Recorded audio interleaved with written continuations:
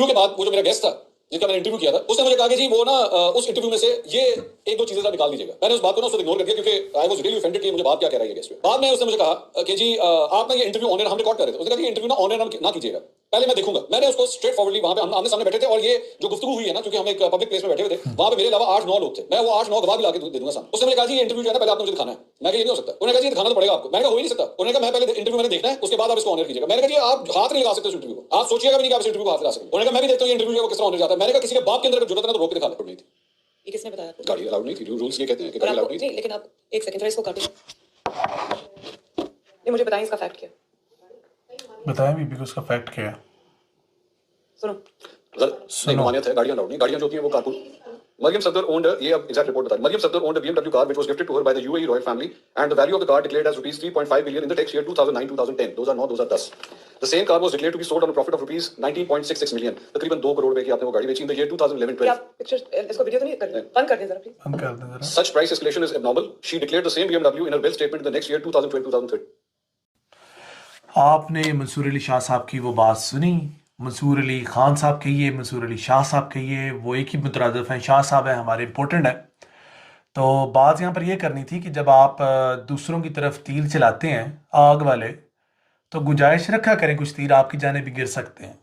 अभी जो सामने आ रहा है बज़ाहिर, जैसे आप एग्ज़ाम्स की तैयारी करवा रहे हैं, जो बात जो आपके होस्ट को प्यारी नहीं लगी, ऑल्दो आपने इसकी एक्सप्लेनेशन बड़ी अच्छी दी है कि आपके होस्ट ने आपको मना कर दिया, आपके होस्ट ने आपको ये कर दिया, तो फिर आप मुझे बताएं इंटरव्यू कंडक्ट करने का मकसद क्या होता है? किसी की चापलूसी करना, किसी के मर्जी के सवालात का मर्जी का जवाब देना? अगर तो मेन स्ट्रीम जो मीडिया है वो ये है, तो फिर ऐसे मीडिया से जनाबे वाला हम रहे। और हमारी तौबा, जब आपको प्लांटेड क्वेश्चंस मिल रहे हैं, जब आपको इजाज़त नहीं है कुछ सवालात करने की, इजाज़त नहीं उनके जवाबात लेने की, तो फिर आप किस बात की हदायत दिखाते हैं? आप कैसे कह सकते हैं किसी के बाप की भी जरूरत नहीं है और किसी की फलाने की भी जरूरत नहीं है, कोई मुझे रोक नहीं सकता, कोई मुझे मतलब डरा नहीं सकता? फिर आपने एक हवाला दिया पीएम इमरान खान का। देखें, आप अगर एथिक्स और कोड्स की बात करते हैं तो फिर यहाँ पे आपने वो कोड्स तो वायलेट कर दिए, तो फिर आप अपनी ही बात की नफ़ी करते हुए यहाँ पर दिखाई दिए।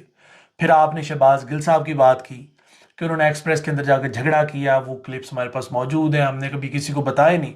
देखें, जो ज़ुबान आप इस्तेमाल कर रहे हैं आपके पास मौजूद है, इसमें कोई जंबे की बात नहीं होगी कि आने वाले एक डेढ़ हफ्ते के अंदर वो दोनों क्लिप्स जो है निकल आएंगे कहीं ना कहीं से, और मैं एक्सपेक्ट कर रहा हूँ निकलेंगे और आने वाले दिनों में ज़रूर निकलेंगे। क्योंकि अगर बात करें एथिक्स की, अगर बात करें बिजनेस ऑफ क्या कहते हैं आप इसको, रही नहीं तो क्या कहते हैं हम, सहाफ़त।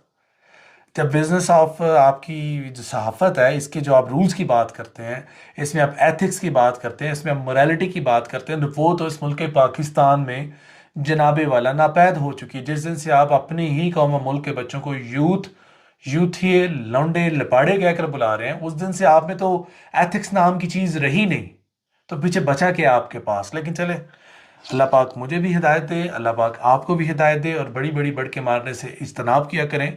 बुरे वक्त और बुरे दिन आने में जनाबे वाला पता नहीं लगता। अभी तक के लिए अपने उसको इजाज़त दीजिए। फी ईमान।